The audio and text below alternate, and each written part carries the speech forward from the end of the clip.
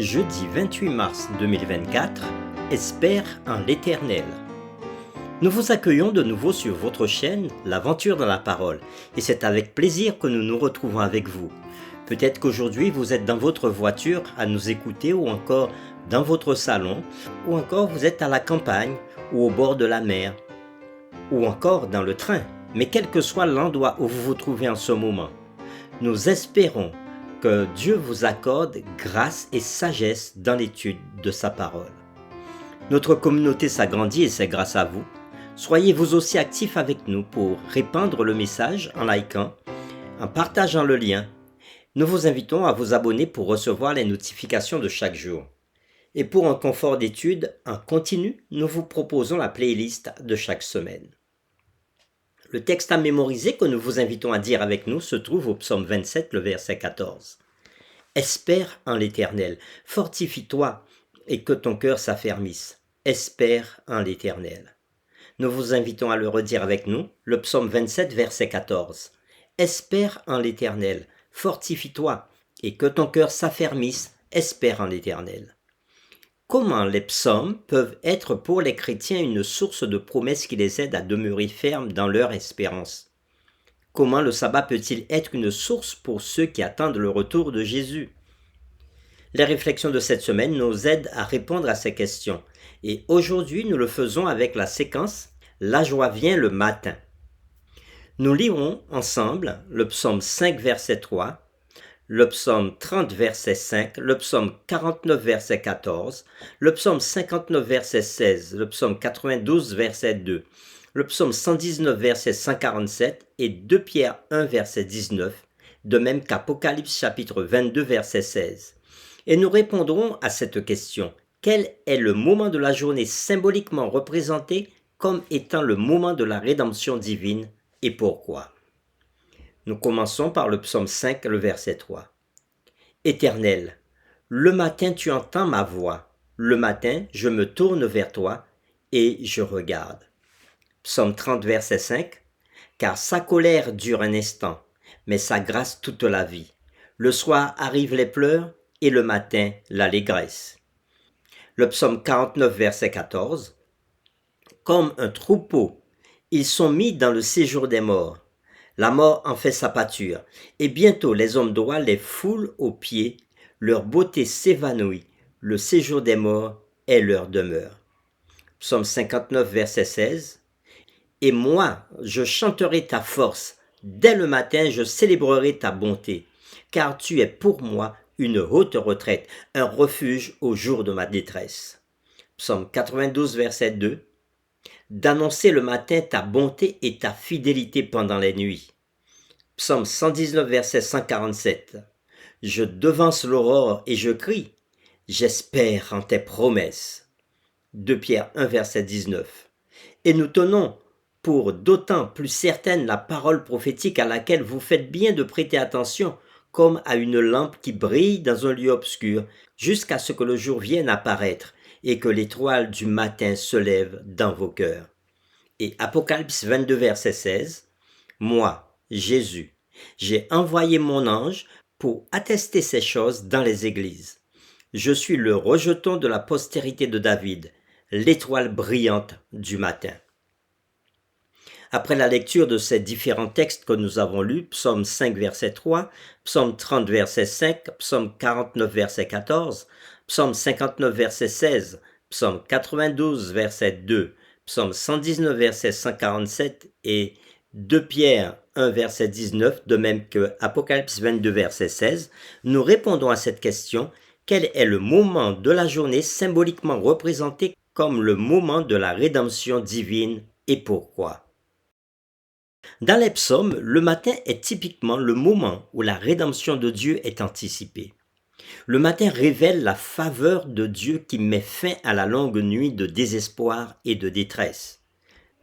Dans le psaume 143, la délivrance de Dieu transformera les ténèbres actuelles de la mort en lumière d'un nouveau matin et le fait d'être dans la fosse en une conduite sur la voie droite. On peut voir tout cela dans le psaume 143, les versets 3, 8, 7 et 10. Nous vous invitons à lire avec nous Marc chapitre 16 versets 1 à 8 et nous répondrons à cette question. Que s'est-il passé dans ce récit le matin et pourquoi est-ce si important pour nous? Nous lisons Marc chapitre 16 versets 1 à 8.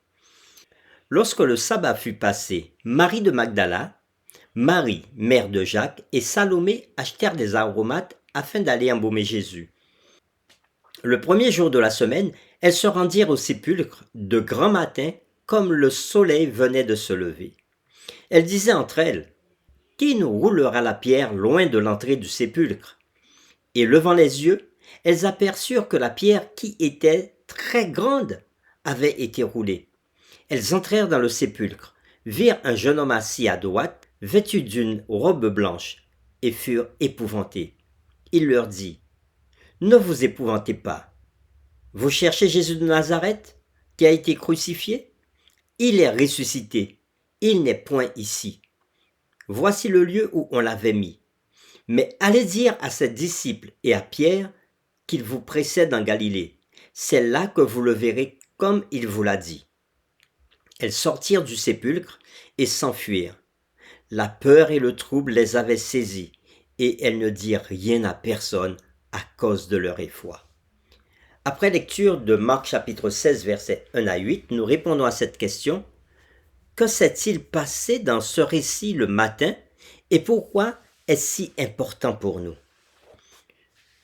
Le matin de la résurrection de Jésus-Christ a ouvert la voie au matin éternel du salut de Dieu pour tous ceux qui croient en son nom. Les disciples de Jésus avaient fait l'expérience de la pleine force de la promesse du psaume 30 verset 5. Le soir arrivent les pleurs et le matin l'allégresse, lorsqu'ils avaient rencontré le Seigneur ressuscité. Ce n'est que par la faveur et l'amour inconditionnel de Dieu que nos pleurs se transforment en joie.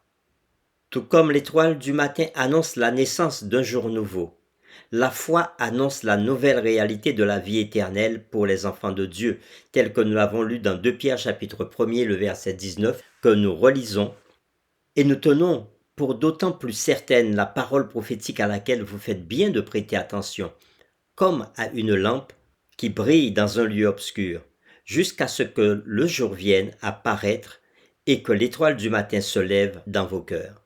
Fin de la lecture. Jésus est appelé l'étoile brillante du matin dans Apocalypse chapitre 22 verset 16. Oui, cette étoile que nous attendons avec impatience pour établir son royaume dans lequel il n'y aura plus de nuit, de mal et de mort. En fin de compte, plus que toute autre chose, c'est ce que nous attendons lorsque nous parlons du fait d'espérer en l'Éternel. Et assurément, l'attente en vaut la peine. Le Christ avait proclamé triomphalement sur le sépulcre ouvert, « Je suis la résurrection et la vie. » Et Dieu seul pouvait parler ainsi. Toutes les créatures ne vivent que grâce à la volonté et à la puissance de Dieu. Elles vivent dans un état de dépendance à l'égard de la vie divine. Depuis le séraphin le plus élevé jusqu'à l'être animé le plus humble, tous sont alimentés par la source de vie. Celui-là seul, qui est un avec Dieu, pouvait dire « J'ai le pouvoir de donner ma vie et j'ai le pouvoir de la reprendre ». Le Christ possédait dans sa divinité la puissance qui lui permettait de briser les liens de la mort. C'est ce que nous dit Ellen G. White dans le livre « Jésus-Christ » à la page 787 et à la page 788. Pour terminer, je vous invite à réfléchir à cette question. La mort, dit-on, est gravée dans nos cellules dès la naissance. Bien que cela soit vrai, du moins pour les êtres déchus que nous sommes, que nous promet la résurrection de Jésus à propos de la temporalité de la mort? Pourquoi ne devons-nous jamais oublier l'effet éphémère de la mort sur nous? Nous vous invitons à prier avec nous. Nous te célébrons et nous te louons, Seigneur Dieu Tout-Puissant, car ta parole est remplie d'espérance. Elle est remplie d'espérance pour tout croyant, pour tous ceux qui mettent et placent leur vie entre tes mains. Alors que nous vivons dans un monde où le péché règne, et où la mort sévit, où on voit la maladie jour après jour et où on voit nos proches souffrir et après mourir. Tout cela peut devenir pour nous des sources de douleur et des sources de déception. Mais nous trouvons en ta parole une source d'espérance qui nous permet de voir au-delà de tout cela. Et nous te louons et te remercions, Seigneur, parce que tu nous dis dans ta parole que le matin de la résurrection viendra, le matin où tu changeras toutes choses, comme Jésus est ressuscité le matin de Pâques. De même, tes enfants qui nous ont précédés dans la tombe ressusciteront pour acclamer Jésus lorsqu'il reviendra. Et alors tout sera transformé. Il n'y aura plus de pleurs, il n'y aura plus de deuil, il n'y aura plus de tristesse, car nous vivons avec toi dans le royaume pendant l'éternité.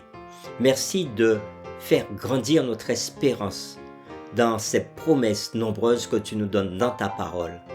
Oui, afin que l'étoile du matin se lève dans nos cœurs, nous t'avons prié au nom de Jésus-Christ qui est l'étoile du matin. Amen.